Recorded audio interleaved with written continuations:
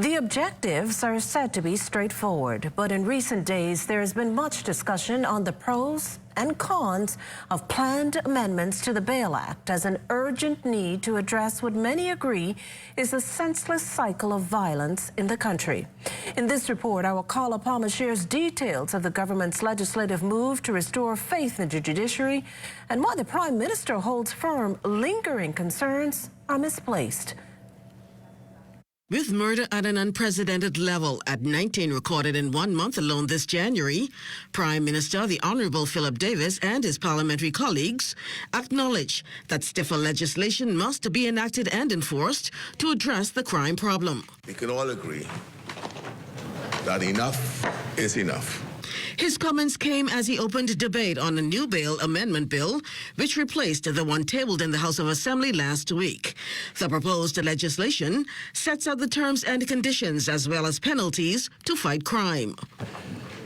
Judges have discretion over the grant or denial of bail. It is true.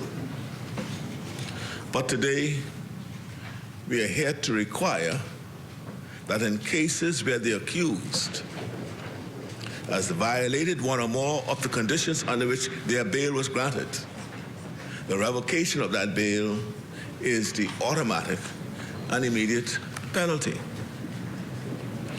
You break the rules, you go to jail. No more fines for violations. No more freedom to commit new crimes. When people show us they cannot follow the rules, it is more than reasonable to infer they pose too great a risk to public safety to be free. Reportedly, over 40% of murder victims this year were on bail. And together with gang violence, these accused persons are putting the public at risk. Prime Minister Davis says these intended changes are an important step forward to save lives. If anyone thinks they're going to just duck out of coming to court, commit additional offenses, tamper with monitoring devices placed upon them, or breach the conditions imposed on them in any way, then I have news for them. Mr. Deputy Speaker, it's a new day for justice and accountability in the Bahamas. Such blatant disregard for the conditions placed on them by the courts, as well as their disregard for public safety, should be met with a strong response, not a slap on the wrist. According to the nation's chief, in the interest of swift justice, anyone arrested while on bail will be brought before a magistrate within 48 hours or even sooner.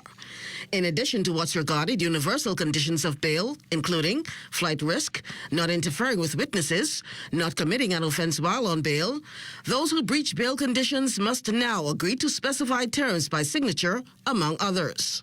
Reporting to a police station at a specified time, wearing a monitoring device, surrendering passports and other traveling documents, and keeping the peace and being of good behavior, as well as any other conditions that might be prescribed.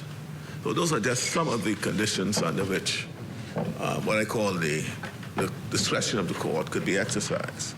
Of course, these conditions are, again, falls within the discretion of the court.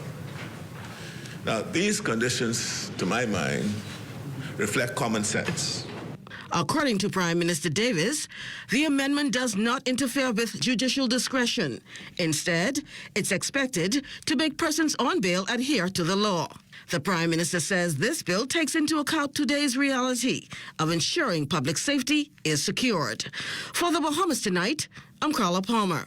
Hello, everyone. I'm Fern Carey. Thank you for watching our YouTube page. Be sure to like, comment, and subscribe for all things Z&S.